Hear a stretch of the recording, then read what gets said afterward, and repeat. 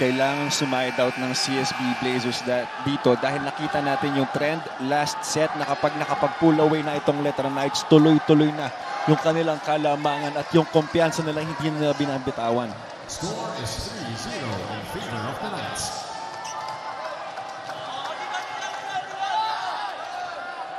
The percentage of Letran winning this match just went up. Wow, what a dig by Bembem Bautista. Oh! Balbakal denying Himzon. Yeah, ang ganda nung basa niya sa approach ni Vince Himzon. Balbakal, right there and then. Ganda nung basa. Alam niya na lagi inahabol kay Vince. May ganun tendency na. Kill block point para sa Blazers. Aranyo. Felix Bernido, this rookie though. Parang hindi rookie maglaro. Very confident. Anton, tsaka medyo na-late din on that block si Austero. Kaya naman mas napadali yung trabaho ni Bernido. Motol. Aranyo. The rookie again. Wow. Sumilip pa. Grabe, very smart play galing kay Bernido. That was a check out for him. Off-speed attack. Rocky Motol na pasobra ng block. It went out. Puntos na naman para sa Letran Knights.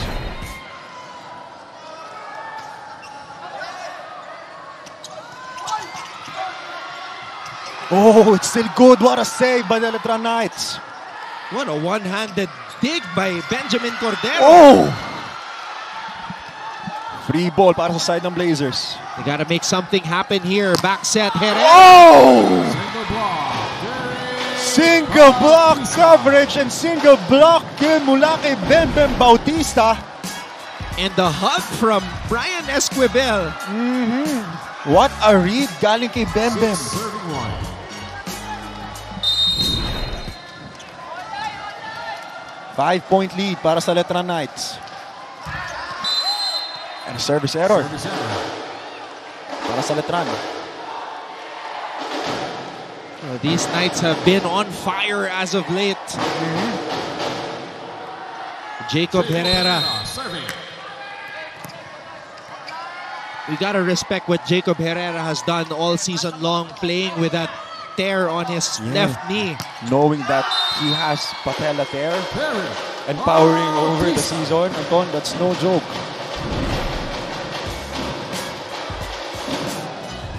Bam Bam Bautista taking that advantage pagdating sa kanyang blockers at alam niya na medyo maliliit itong setters na nagbablock sa kanya sa side ng Blazers.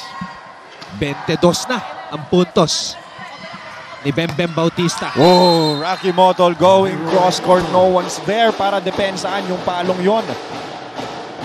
Rocky Motol with that side out and CSB Blazers trailing by 4. Motol serving.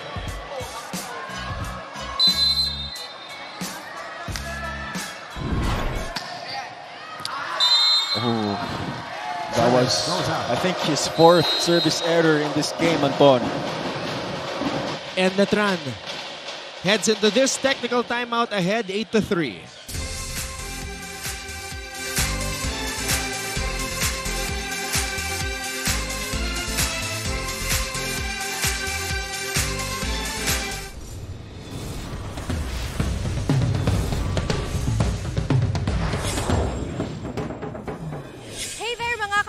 Ako po si Erin T. at nandito tayo ngayon sa University of Makati para subaybayan ng NCAA Season 100 Football Finals. Tara, samahan niyo ako at saksihan natin kung sino ang magwawagi. The Season 100 Men's Volleyball Tournament between the Benil Blazers and the Letran Knights. And in this do-or-die match, we are now gonna be witnessing a do-or-die set for the Benil Blazers. And before entering the court, Coach Arnold Lanyog told the team na gusto niya makita na ilaban nila yung kagustuhan nila na makapasok ng finals. Sabi nga ni Coach na kailangan doblehin nila yung trabahong ginagawa ng Letran if they want to win. And being 2 sets down, gusto niyang pusuan nila ang larong ito para makabalik. Let's see how the Benil Blazers will try to extend this match, Anton and Anjo. They really need that. Thank you so much for that, Mikay. Yeah, so parang they need to manifest that in their body language. They want it more than the Letran Knights. But right now, no one's, standing up for that cause, Anton. Parang bagsak balikat, matamlay. Oo. Kulang ang celebration. The vibe is just not the same. Yeah. And if you compare it to how Letran celebrates and the way they're moving and grooving. Moving and grooving indeed, Anton. Lardizabal with that running attack. Single block coverage. No problem for Lardizabal. Another successful running set para kay Aranyo at para kay Lardizabal. Dancing emoji, disco ball emoji. Letran is just on a different vibe right now. Yeah. Ooh. There you go. Yeah. Jacob Herrera. Let's see if that will get Jacob going. Alam mo ba, sa sobrang sakit ng tuhod ni Jacob, he cannot play on back-to-back days.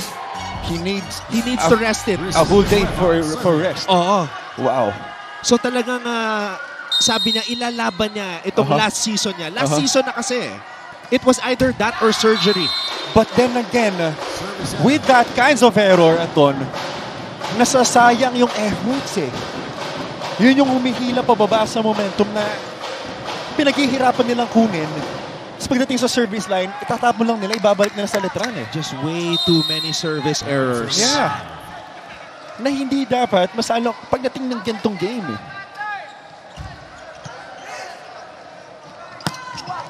Sibat set for Balbakal. Successful para sa side ng CSB Blazers.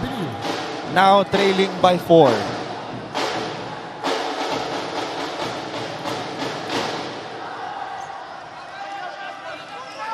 Now or never. I've been saying that a lot. But if you're Benil, those words have to be screamed, whispered in their ears. Dahil wala nang bukas to. Pag matalo sila. Tama, another successful drop ball para kay Vince Himzon. Hindi niya na pinapalo yung mga set na binibigay sa kanya. Inuutakan na lang niya. Nag-aanap na siya ng butas kung saan pwede dalhin at walang depensa. Itong Blazers. Motol. Aranyo. Good dig. Motol again. Oh yes, and this time successful tip para kay Rocky Motol right in the middle. Bem Bem was right in front of that drop ball pero nag-alangan siyang kunin yun. Puntos para kay Rocky Motol at sa CSB Blazers. Para napako yung mga panis. Oo, napako.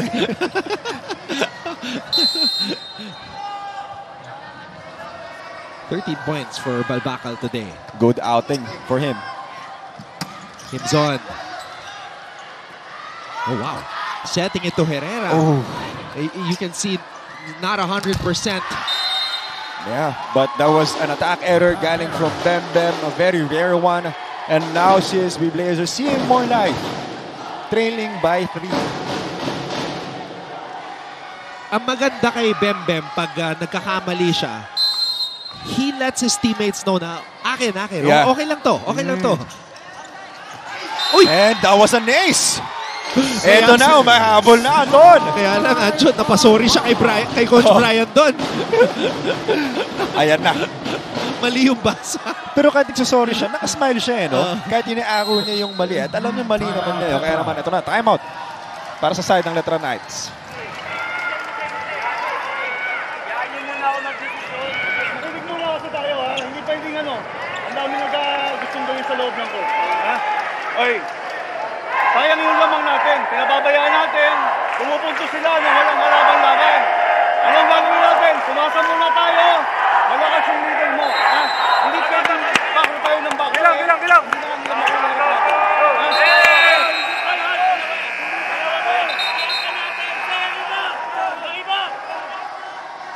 Good start na kasi. Tama. Good start na. Tama. Ayaw nilang sayangin kasi they had Benilde on the ropes already. Nakakabalik pa. Ito na nga. So that timeout was very important for Letran. Icebreaker yun. Himzon. Another drop ball point para kay Vince Himzon. Kanina pa to. Very effective. Pero hindi natin masisisi yung depensa ng CSB Blazers kasi alam nila na malakas pumalo itong si Vince Himzon. Mas mataas yung porsyento niya pag pumapalo siya. At bihira lang siya mag-drop ball. Pero this game, ang dami niya na dinadrop, Anton. Para siyang nasa museum Pero nasa ere, ino-observe. Minamasdan. Tama. Quick side out naman on the side of CSB Blazers and Rocky Motol with that spike. Ito na, palitan ng side out. Single block coverage, too easy para kay Rocky. What Benilde needs right about now is that Rocky Motol that finished as the number 4 scorer at the end of the elimination round, that ace who can challenge not 1, not 2, but 3 blockers. A leader that they can rally behind. True, and they need to lessen errors, Anton. Yun talaga.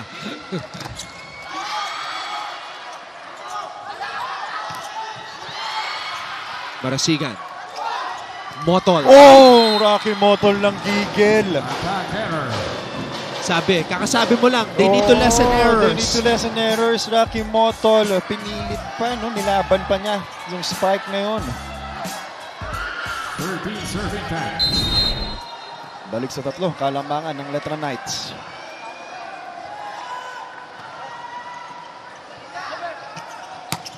Yes, a quick side out by Austero and Cholo Fajardo na kanina pa may totoong connection. Itong dalawa ang dami na pinoproduce pagdating sa atake. At pag naghanap sila ng side out, Cholo Fajardo always looking for his squeakers. Very effective for him.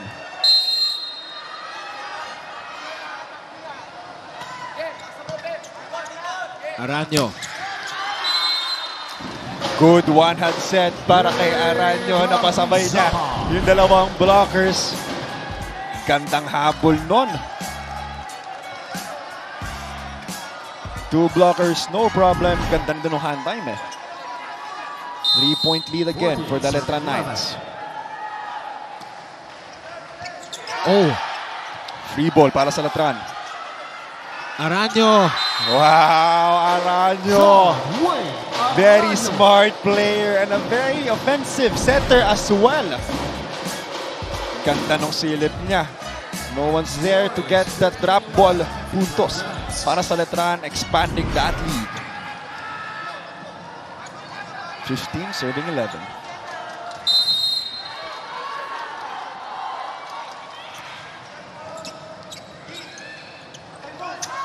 Ooh! Petko. Petko. I'm still here. Sabi ni Petko. Strong cross-court spike from him. Two-man block coverage. No problem para kay Petko with that very sharp cross-court attack. Ostero serving.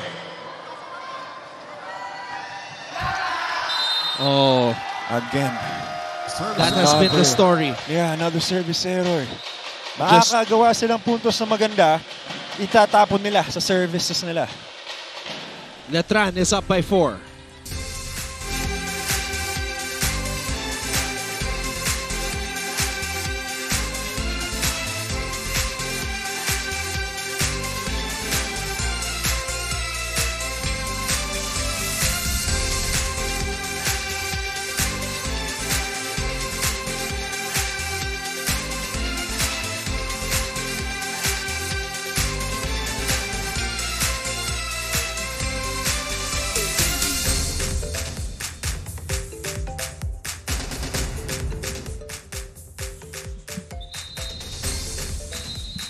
The Letran Knights looking for their first championship since the 2009-2010 season. Season 85, actually. Wow, it's So, been a while. This is their second straight year in the Final Four. Eric I'm not Bautista sure how many serving. people expected them to make it this far, but here they are. They have the #1 team on the ropes with a chance to return to the finals. That was too strong. A miss hit para kay Ambrosio on that set. Break ball. Puntos para sa Blazers. 3-point lead para sa Letran. Substitution for Benil. Number 10, Herrera for number 1. And Herrera going back in. Kaya pa to if you're Benil. You're down by just 3. So who's setting para sa side ng Blazers, Anton? Oh, nga, no? Wow. Because Villanueva is not in there. Yeah. Who's setting? Fajardo's not in there. Eto na. Villanueva coming in para sa side ng Blazers. Substitution for Benil. Number 5, Villanueva for number 22. That would have been interesting, huh? Diba? Nagulat ako eh. Walang setter eh. 17, serving 13. 4-point lead para sa Letran Knights. 17 serving 13. Motol. Rocky Motol sa likod. Point for the Blazers. Pipe attack. Puntos para sa Blazers at kay Rocky.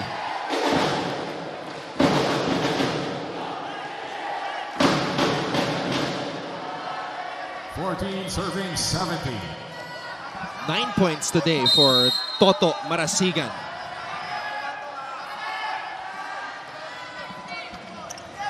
Aranyo. Motol. Wow, back-to-back points for Rocky Motol. This time in the front line on that open area. Motol using that wrist power he has.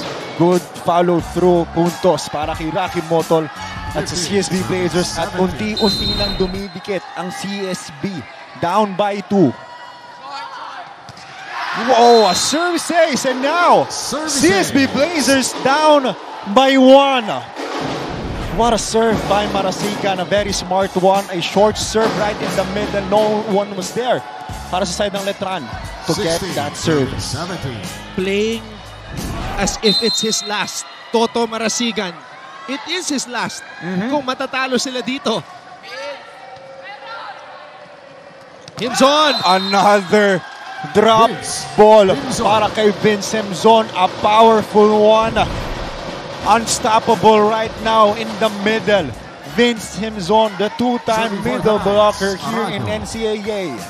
Anjo, I have a question. How is Vince Himzon not sweating? I really don't know, brother. Let's ask.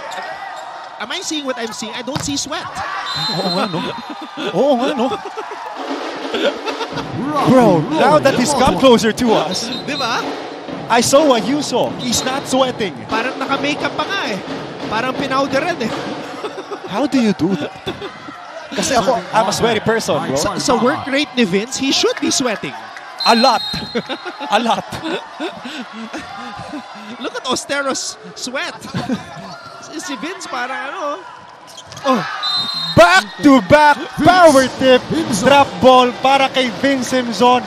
Still no answer para sa depensa ng CSB Blazers. At kanina pa, almost 100% success rate para kay Vince Simpson at kay Aranyo on that quick set play. Putting Letran on his back. Motol. And that was outside.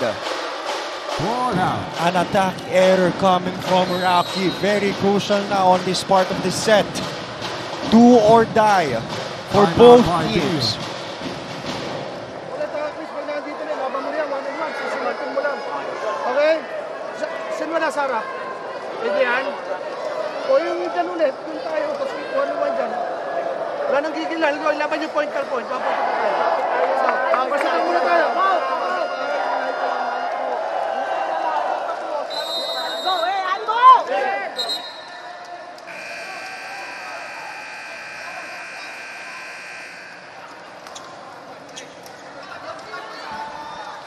So if you are enjoying this first Final Four matchup for today, we have another one for you. Arellano versus Mapua. I know, Anjo, you are gonna be watching this one intently. I will, at mainit din to. Kasing init na itong match na to, Anton. Makikita mo ako mamaya doon. Nakikipag... hekel na ako kung kanino. And that was a point by the CSB Blazers. A quick side out for them. Still trailing by 2. Check out para kay Herrera. Yeah, no, that's what Jacob Herrera at his best can do. Na-sure ako, kahit ayaw man palaruin ni Coach Arnold, but kailangan niya na isugal eh. Bam Bam! Single block coverage, cross-court attack, very successful para kay Bam Bam. I think that is his 23rd point, am I right? Hindi pwedeng kay Bam Bam yung mga ganyang single block coverage. You're right. 23rd point. Just double check, 23 points for Bam Bam Bautista. A breakout game for him. Aranyo. Bautista na naman. Oh, Bam Bam. Haunting that cross-court area. Another cross-court kill para kay Bam Bam Bautista. This time galing sa break ball. The blockers were there pero ang ganda nung paglihis ni Bam Bam with that celebration as well, Anton. And I thank you.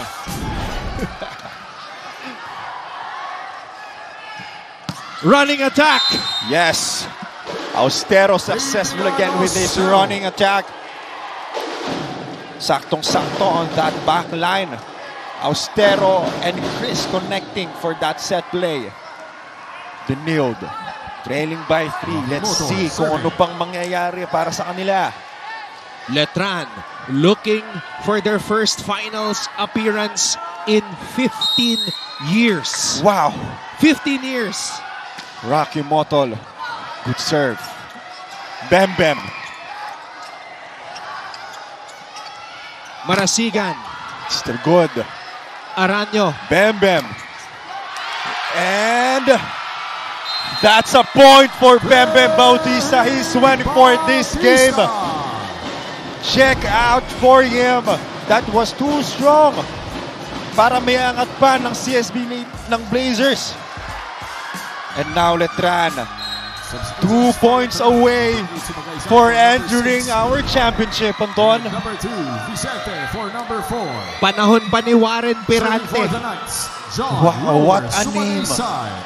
Brings back a lot of memories, ha? Warren Pirante. Mamit, the legends of the Letran squad. Season 85 yon. Their last championship, last time in the finals.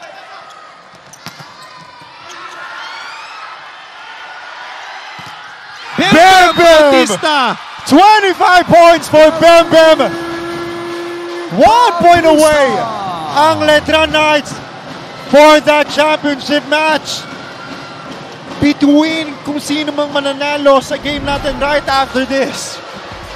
This is the Bem Bem Show, Anton. Binuhat ni Bem Bem.